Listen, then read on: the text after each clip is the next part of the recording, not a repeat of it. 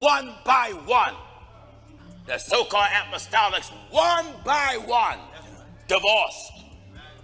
The Christian community has recently been rocked by a series of events and discussions that highlight a perceived weakening of traditional apostolic values.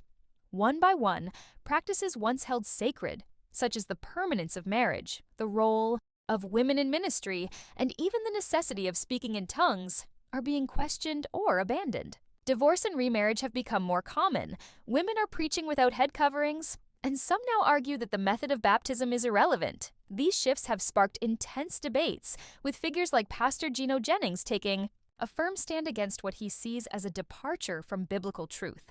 At the same time, high-profile cases like the divorce of Cora Jakes, daughter of Bishop Diddy Jakes, and the bishop's own health crisis have brought these issues into sharper focus, prompting reflection and discussion across the faith community.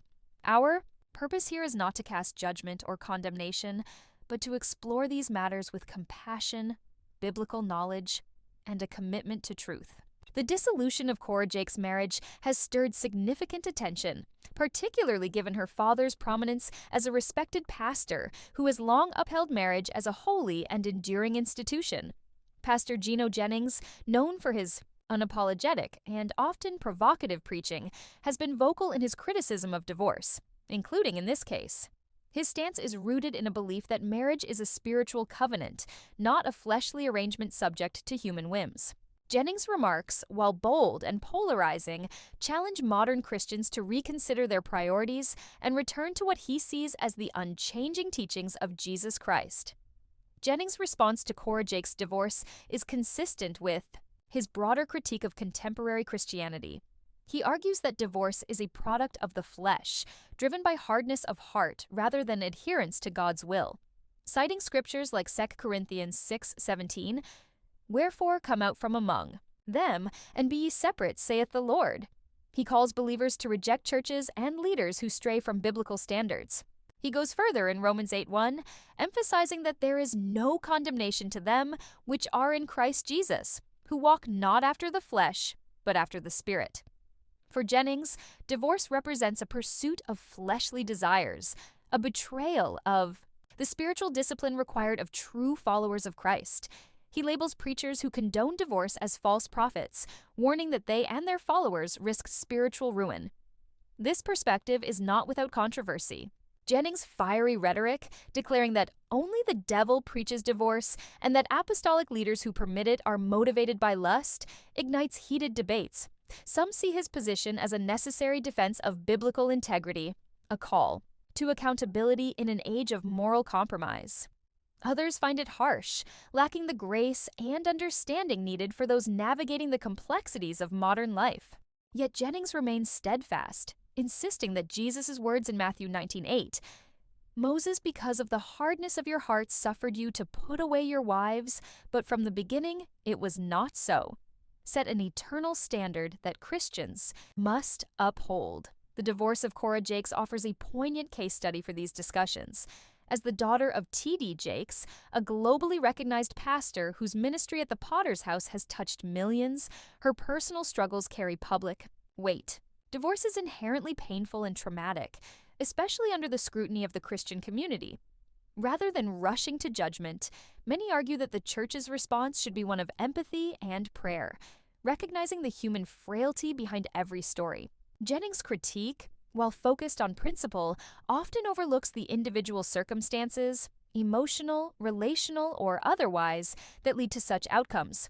For modern Christians, this tension between upholding biblical ideals and extending compassion remains a delicate balance. Amid these debates, another seismic event has shaken the Christian world: Bishop T.D. Jakes' recent heart attack. Known for his dynamic preaching, best-selling books, and leadership of a megachurch empire, Jakes has been a towering figure in contemporary Christianity for decades. News of his health crisis sent shockwaves through his congregation and beyond, prompting questions about the toll of his demanding life. Reports suggest the heart attack was severe, requiring emergency intervention, and initial speculation pointed to stress, overwork, or underlying health issues as possible causes. Jakes himself has since spoken out, offering a candid reflection that has both stunned and inspired his followers. In a heartfelt address, Jakes confirmed the severity of the incident, describing the chest pain, dizziness, and fear that overwhelmed him. He admitted to ignoring warning signs, fatigue, a slower pace, a voice less vibrant, for months, pushing through as he always had. Lying in a hospital bed, surrounded by medical staff, he faced a humbling reality. He was not invincible. This near-death experience became a moment of profound introspection, leading him to warn others against neglecting their health under the guise of resilience. Jake's message was clear. Even spiritual giants are human, and the pressures of leadership can exact a heavy price if left unchecked. Theories abound about what triggered Jakes' heart attack. Some point to the relentless demands of running the Potter's House, a multi-million-dollar ministry with global reach, the constant cycle of preaching, writing, conferencing, and managing a vast organization may have worn him down. Others speculate about personal struggles, family tensions, church conflicts, or the emotional fallout from his daughter's divorce, adding unseen burdens. A few even frame it as a spiritual attack, suggesting that Jakes' influence made him a target of dark forces. Whatever the cause, the event has sparked a broader conversation about the sustainability of megachurch leadership and the need for rest and self-care. Jakes' health scare has also fueled speculation about his future. Will he return to the pulpit with the same vigor, delegate more to his team, or step away entirely? His family, led by his wife Sarita, has urged him to slow down, and sources suggest he is considering a reduced role. For a man who has defined his life by ministry, stepping back would be a monumental shift, yet his public response, grateful, faith-filled, and focused on recovery, reaffirms his commitment to his calling, even as he reevaluates how to fulfill it. The Christian community watches closely, praying for his healing while pondering the implications for his legacy. These events, Cora Jakes' divorce and TD Jakes' heart attack, intersect with another troubling trend: the spread of AI-generated misinformation targeting public figures. Bishop Jakes has found himself at the center of this digital storm, with false narratives about his life and ministry circulating on platforms like YouTube.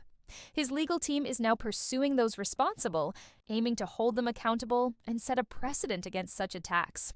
This battle underscores a growing challenge in the digital age, protecting reputation when technology can fabricate lies that look and sound real. The rise of AI has made misinformation more insidious. Algorithms can generate articles, videos, and audio clips that mimic authenticity, blurring the line between truth and fiction. For Jakes, these falsehoods threaten not just his personal credibility, but the trust of millions who rely on his leadership. Similar attacks have targeted other celebrities like Denzel Washington and Steve Harvey, spreading fabricated stories about their careers and personal lives. The emotional toll is significant, as is the potential damage to their public influence.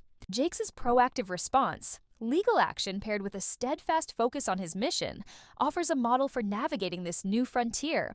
Within the gospel music world, another story of struggle has emerged: the arrest of LeAndria Johnson for public drunkenness.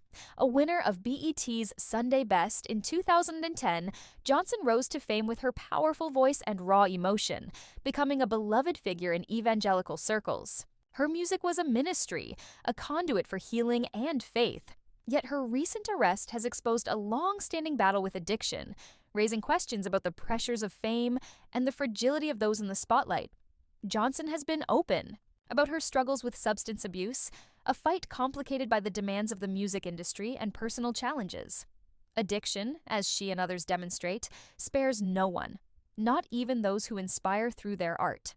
Her arrest has sparked concern among fans and the gospel community, with some fearing it could erode her influence as a role model. Yet it also serves as a reminder that public figures are human, wrestling with demons that fame can amplify rather than erase. The role of support systems, or their absence, looms large in Johnson's story. Enabling behaviors from those around her may have prolonged her struggles, while a robust network of family, friends, and professionals could offer a path to recovery. Her case mirrors a broader truth. Addiction thrives in isolation, but can be overcome with accountability and care. For Johnson, rebuilding her reputation will require transparency and effort, but her talent and testimony suggest she has the potential to rise again.